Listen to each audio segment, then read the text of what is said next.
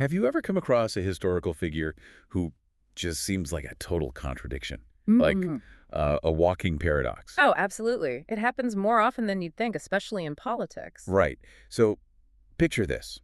A man everyone says is charming, really popular, a successful lawyer, even becomes a brigadier general, a war hero. It sounds impressive, got all the credentials, seemingly. Exactly.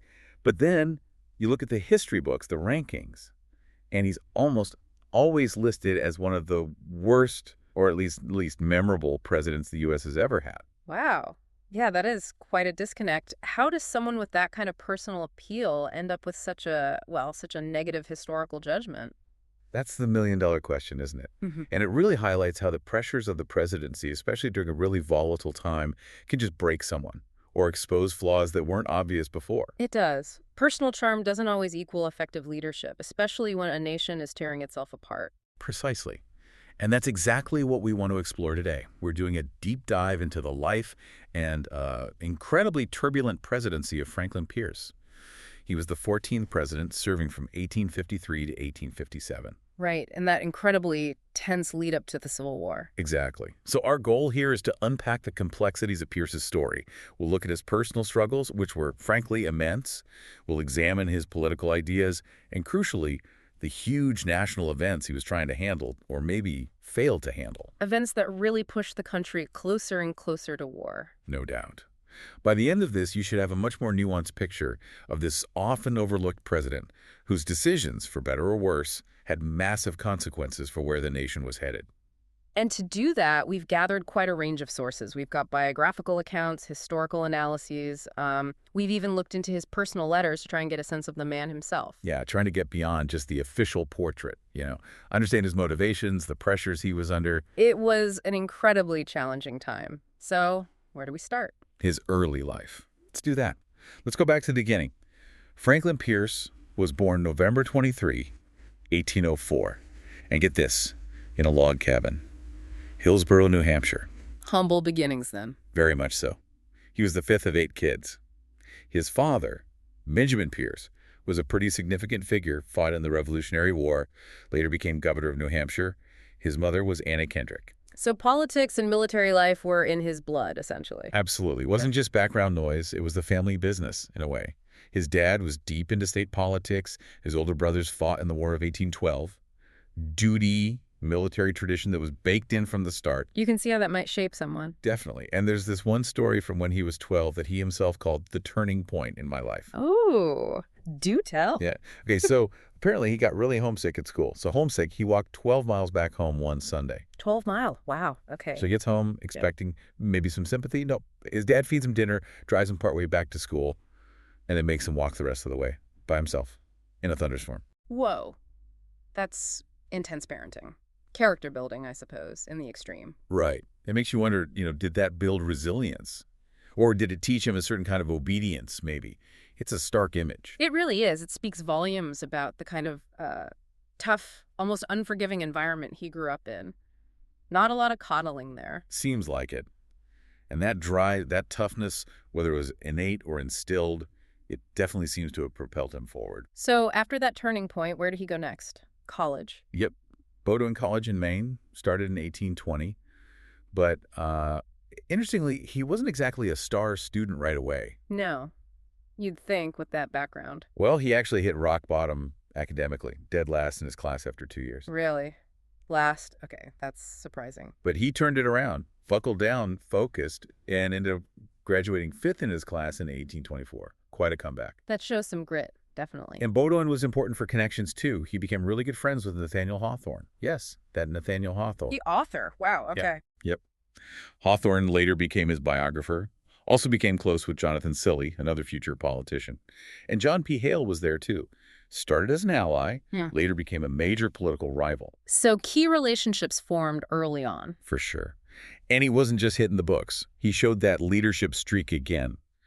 Organized and led this unofficial student militia, the Bowdoin Cadets. A militia in college. Yeah, apparently they drilled on campus. The college president wasn't thrilled, tried to shut them down, and it led to a student strike. Pierce was even suspected of being one of the ringleaders. Huh. So a bit of a rebel, too. Charismatic. Maybe not the most studious at first, but definitely a leader. That seems to be the picture. Classmates remembered his social skills more than his grades. That charisma, that hint of rebellion, plus the interest in military stuff. You can see the seeds of his future career there. It sets the stage nicely. So after Bowdoin Law School. He studied law, yeah. Yeah. Got admitted to the New Hampshire bar in late 1827. Apparently he lost his very first case, which must have stung. Ouch. Not a great start. But he recovered quickly. Became known for having a great memory, especially for names and faces, which is always useful in law and politics. Plus that charm and a deep voice that commanded attention. And he apparently did a fair bit of pro bono work, representing the poor. He did, which, certainly didn't hurt his popularity. And he jumped into politics almost immediately. Didn't waste any time. Nope. Became Hillsborough's town meeting moderator in 1828, got reelected 5 times, then into the New Hampshire House of Representatives. And get this, by 1831, he's the Speaker of the House at age 27. 27. That's incredibly young to be Speaker. He must have made connections fast. He clearly had talent for the political game. He used that position to push the Democratic agenda, opposed expanding banks, defended the state militia, supported Andrew Jackson nationally. So, a rapid rise, fueled by charisma and political skill. The militia interest keeps popping up, too. It does. It seems like a consistent thread. But even then, his letters apparently show him kind of lamenting being single, wishing for a life outside of politics. That tension was there early on. That desire for a different kind of life becomes really important when we look at his marriage, doesn't it? Absolutely. Tell us about Jane Appleton. Right. So he marries Jane Means Appleton in 1834, and she was, in many ways, his complete opposite, described as pious, very reserved, deeply religious, strong temperance supporter. So not exactly the life of the political party. Not at all. And she suffered from chronic health problems, likely tuberculosis, maybe psychological issues too. And she hated politics. Loathed Washington, D.C. Oh, boy. That sounds like a recipe for tension. Constant tension, it seems. His ambition versus her desire for a quiet, private life. But the real tragedy, the thing that just hangs over everything, is what happened to their children. Yeah, this is incredibly sad. They had 3 sons. Franklin Jr. died just days after birth. Awful. Then their second son, Frank Robert, died at age 4 from typhus. Oh, my goodness. 2 children lost. And then Benjamin, their last surviving son, he was 11 years old. Just weeks before Pierce's inauguration, the family was on a train. The Andover train accident. I've read about this. It's horrifying. It is. The train car derailed, rolled down an embankment. Benjamin was killed instantly, crushed. Apparently it was a horrific scene, and Pierce couldn't shield Jane from seeing it. I can't even begin to imagine. Losing one child is devastating, but all 3. And the last one in such a traumatic way right before becoming president. Exactly. And you have to ask, how could that not profoundly affect him? His judgment, his emotional state, his ability to lead. Jane was plunged into deep depression, reportedly believing it was God's punishment for Franklin pursuing the presidency. That's just soul-crushing. It puts his entire presidency in a different light, doesn't it? Starting under such a dark shadow. An almost unbearable shadow. And it certainly colored his time in national politics even before the presidency. Right. Let's talk about his time in Congress. He served in the House, then the Senate, through the 1830s and early 40s. Still a loyal Jacksonian Democrat. Very much so. Opposed the National Bank, opposed federal money for things like canals and roads, saw it as federal overreach, states' rights infringement, standard Democratic positions back then. Okay, but the big issue, the one that was starting to dominate everything, was slavery. Where did he stand then? This is where it gets really complicated and crucial. Personally, he seems to have disliked slavery. He wrote things like, "I consider slavery a social and political evil, and most sincerely wish that it had no existence." So, morally opposed then? Morally opposed, yes, but politically. He saw the abolitionist movement as the biggest threat to keeping the Union together. He thought their agitation, as he called it, had to be stopped, or the country would break apart. The classic conflict, personal morals versus perceived political necessity or Union preservation. Exactly. He believed federal action against slavery violated states' rights. He even supported the gag rule in the House, which basically prevented any debate on anti-slavery petitions. So receive the petitions, but immediately table them, effectively silencing the issue in Congress. Right.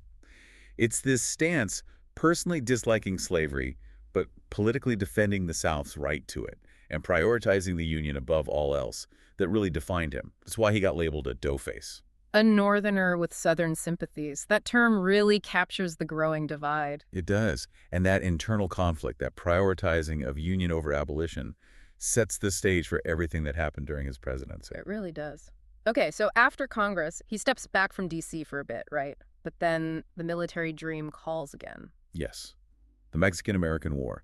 This is something he'd apparently wanted for a long time, influenced by his father and brothers. He gets appointed a colonel, then quickly promoted to brigadier general in 1847. Leads a brigade down to join General Scott's army. A pretty tough march, wasn't it? Yeah, 3 weeks through difficult terrain. And his actual combat experience was, well, eventful. Yeah. And not entirely positive, at least initially. Right, the Battle of Contreras, what happened there? His horse got spooked, threw him against the saddle, then tripped and fell, pinning Pierce's leg underneath. Caused a really bad knee injury. Ouch. And that led to accusations. Unfortunately, yes. Ugh. Because he was incapacitated, maybe fainted from the pain. Some accused him of cowardice. Politics even on the battlefield, huh? Seems like it. But he showed serious grit. He went back into action the next day despite the injury and actually re-injured the knee. Okay, that takes some guts. Then, at the Battle of Churubusco, the pain was apparently so bad they had to tie him to a saddle to keep him upright. He eventually passed out from the pain right there on the battlefield. Also suffered from severe dysentery during the battle for Mexico City. Tied to his saddle. Wow. So despite the injuries and the initial accusation, he stuck it out. He did. Completed his service, participated in capturing Mexico City, and when he got back to New Hampshire, he got a hero's welcome.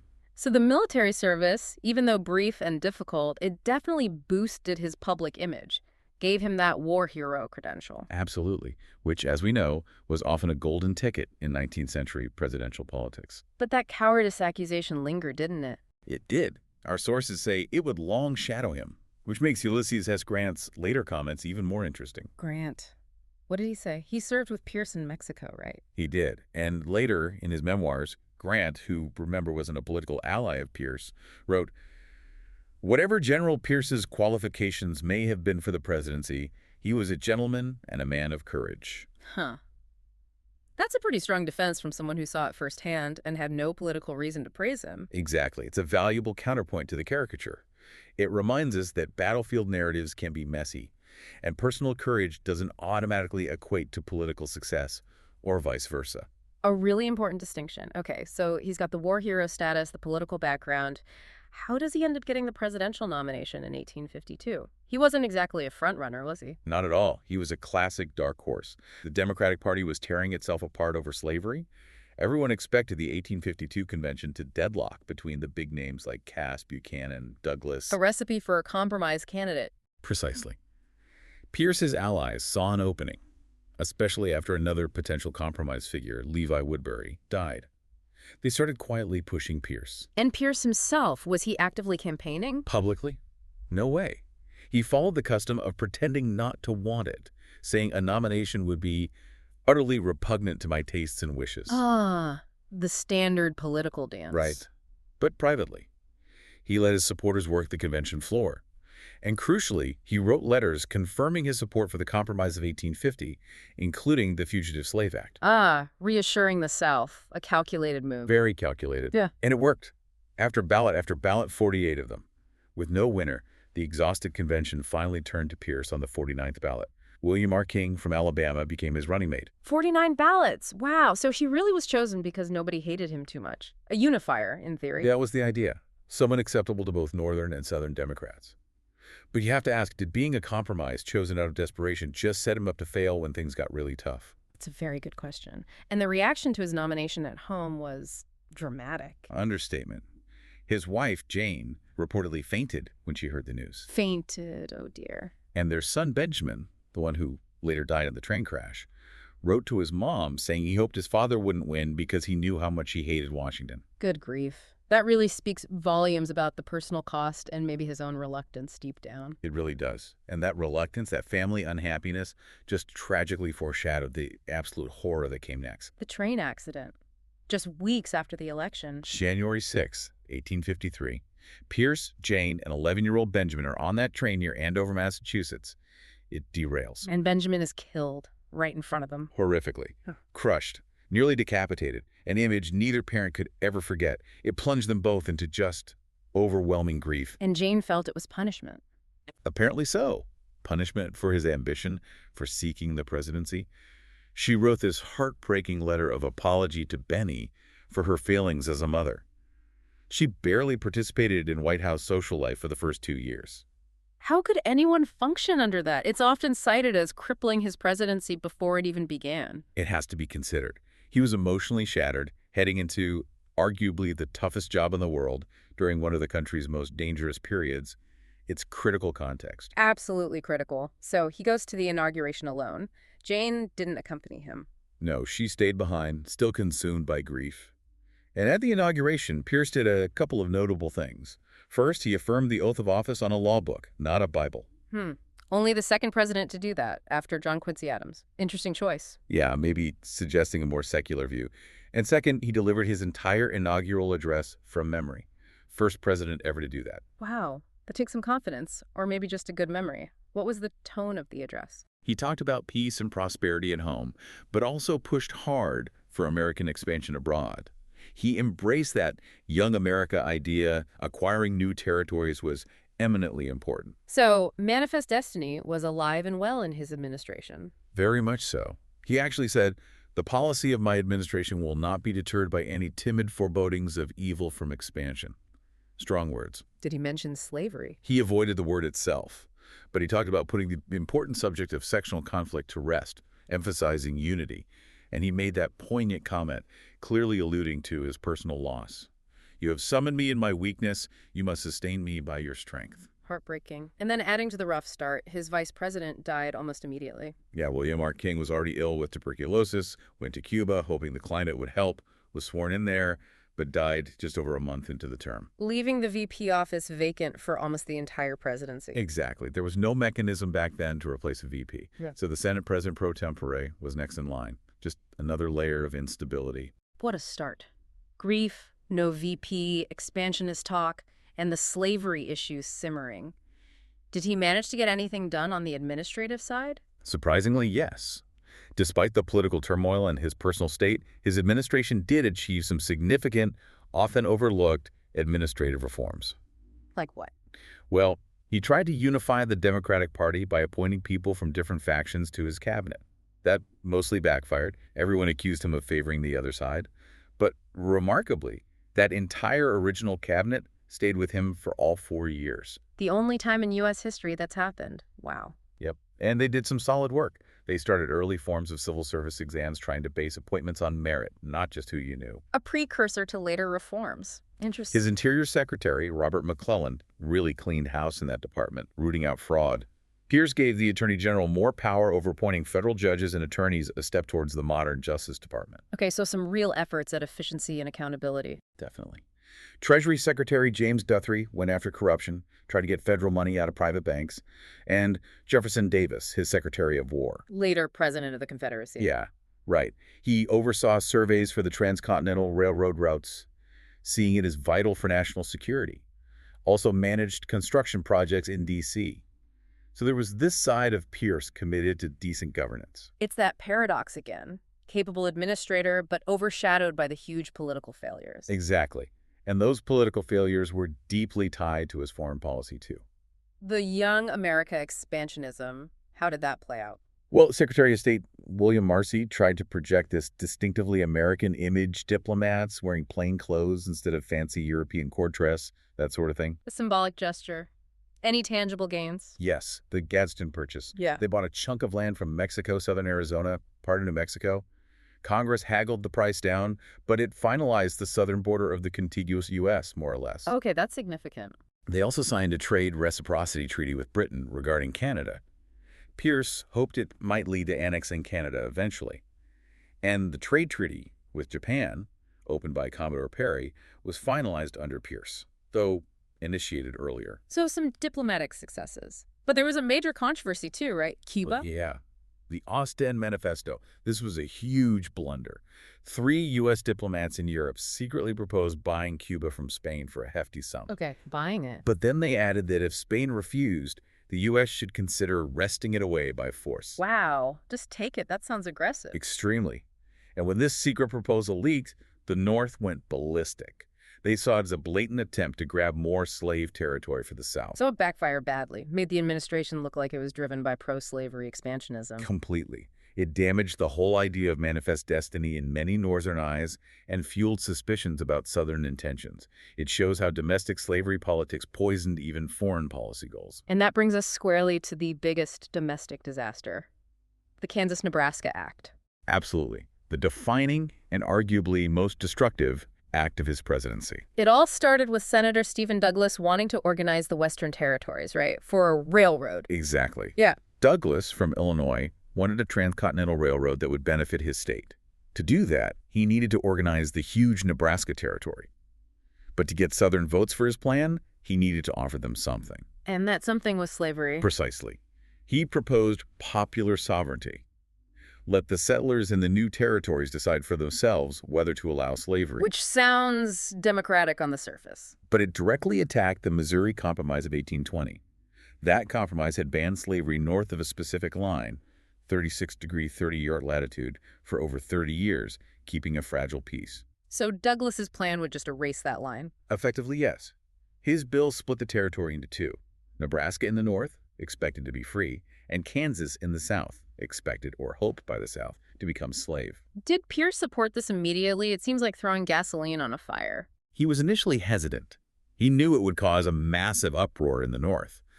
But Douglas, along with Jefferson Davis, Pierce's own Secretary of War, pressured him hard. They eventually convinced him to back the bill. A fatal decision, in hindsight. Absolutely catastrophic. It shattered the uneasy truce over slavery, reignited the conflict with incredible fury, and directly contradicted Pierce's own promise to keep the issue settled.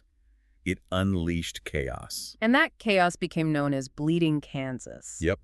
As soon as the act passed, pro-slavery and anti-slavery settlers flooded into Kansas, both sides determined to win the territory. It got violent fast. And there were problems with the voting, right? The border ruffians. Huge problems. Thousands of pro-slavery men from Missouri crossed the border just to vote illegally in Kansas territorial elections. They completely skewed the results, electing a pro-slavery legislature. So a fraudulent election, basically. How did Pierce react? This is key. Despite knowing about the fraud, Pierce backed the pro-slavery legislature. He called the rival anti-slavery government set up by the Free Staters with their Topeka Constitution an act of rebellion. So he sided with the outcome achieved through fraud. He did. He recognized the pro-slavery government and even sent federal troops to break up meetings of the anti-slavery group. He was committed to the principle of popular sovereignty, even if the process was corrupt. Wow. That must have enraged the North, made him look totally biased towards the South. It absolutely did. It cemented the view of him as a dirtface and made a mockery of his claims to be a unifier. It just deepened the wounds. And at the same time, all this is happening in Kansas, he's also cracking down on fugitive slaves back east. Yes, the Anthony Burns case in Boston. It happened right around the same time as the Kansas-Nebraska debate. Burns, an escaped slave, was captured in Boston. Boston being a hotbed of abolitionism, that must have caused an uproar. Massive protests, fury in the streets. But Pierce was adamant about enforcing the Fugitive Slave Act. He saw it as his constitutional duty. Regardless of the moral implications or public opinion in the North? Exactly. He sent federal troops, marshals, even ships, spending a huge amount of money just to ensure Burns was forcibly returned to his owner in Virginia. What a powerful symbol. Federal power used explicitly to uphold slavery against the wishes of a northern city. For abolitionists and many Northerners, it was just another slap in the face. It proved the federal government under Pierce was actively propping up the slave system. It further alienated huge segments of the population. So, leading Kansas, Anthony Burns, the political consequences must have been enormous. Transformative. The whole party system basically exploded. The Whig Party just disintegrated over the slavery issue. Couldn't hold the northern and southern wings together anymore. And what rose from the ashes? Two main groups initially. The American Party, or Know-Nothings. They were anti-immigrant, anti-Catholic, tapping into nativist fears. They had a brief surge. But the bigger one was the Republicans, right? Yeah, absolutely. The Republican Party was founded specifically in response to Kansas-Nebraska, dedicated to stopping the expansion of slavery. It drew anti-slavery Whigs, Democrats, Free Soilers, a powerful new coalition based entirely in the North. So Pierce's actions directly led to the creation of the party that would eventually elect Lincoln. You could definitely argue that. The midterm elections in 1854-55 were a disaster for the Democrats outside the South. The political map was being completely redrawn along sectional lines, largely because of the fallout from Pierce's policies. It really accelerated the path to war. Okay, so after all that, did he seriously expect to be renominated in 1856? Amazingly, yes. He fully expected the Democratic nomination. But the party leaders knew better. They saw how unpopular he was in the North, how toxic, bleeding Kansas had become. He was an electoral liability. So the convention in Cincinnati, it wasn't smooth sailing for him? Not at all. On the first ballot, James Buchanan actually had more votes than Pierce. Pierce's support was mostly from the South. It deadlocked. How many ballots this time? 14 deadlocked ballots. Pierce's support was fading. He finally saw the writing on the wall and withdrew. Did he throw his support to anyone? Yeah, he tried to get his delegates to back Stephen Douglas, hoping to stop Buchanan. But Douglas, probably figuring 1860 would be his year, also withdrew. That sealed it for Buchanan. So Pierce became the first elected president actively seeking renomination to be denied by his own party. That's right, a pretty stunning rejection. It just shows how badly his presidency had damaged the party and the country in their eyes. They needed someone who wasn't so directly tied to the Kansas fiasco. A brutal end to his time in office. Did he just fade away after that? Not entirely. He remained outspoken, especially as the country spiraled towards war. He kept blaming Northern abolitionists, urging them to back off to avoid secession. He even called New England ministers preaching abolition guilty of heresy and treason. Strong words. How did he react when the war actually started? He was highly critical of Lincoln. He strongly opposed Lincoln's suspension of habeas corpus, the right to not be detained without charge. He sided with the Peace Democrats, who prioritized civil liberties even in wartime. Which probably didn't win him many friends in the North during the war. Definitely not. It reinforced his image as a Southern sympathizer. There was even this bizarre incident where a hoax letter surfaced, accusing him of being part of some plot against Lincoln. A plot? Seriously? Yeah, it led to a public spat with Secretary of State Seward. Pierce had to have his personal letters read in Congress to clear his name. But he kept criticizing Lincoln, accusing him of abusing presidential power. He called the war cruel, heartless, aimless, unnecessary. Wow. So he remained defiant and deeply unpopular in the North right through the war. Pretty much. His criticism of Lincoln cemented that negative legacy for many. He was seen by some as almost treasonous. And his personal life after the presidency. More tragedy. Sadly, yes. His wife Jane died in 1863 from her long battle with tuberculosis. Then his close friend, Nathaniel Hawthorne, died in 1864 while they were actually traveling together. That's rough. Hawthorne had controversially dedicated his last book to Pierce, hadn't he? He had. Our Old Home caused quite a stir because Pierce was so unpopular by then. Pierce's own health declined too, largely due to heavy drinking. Alcoholism? Seems so. He died of cirrhosis of the liver in 1869 at age 64. He did become more spiritual towards the end, getting baptized into the Episcopal Church, his wife's faith. A difficult end to a difficult life. Was there any public reaction to his death? There was. Interestingly, President Grant, the same Grant who defended his courage, declared a national day of mourning. So despite the controversy, he hadn't entirely vanished from public memory. There's one last flashpoint, too, after Lincoln's assassination. Oh, what happened? A mob gathered outside his house in Concord, demanding to know why he wasn't flying a flag for Lincoln. Pierce came out, apparently quite angry, but also patriotic, basically saying his record of service spoke for itself. It seemed to satisfy the crowd. Huh. Still a complex figure, right to the end.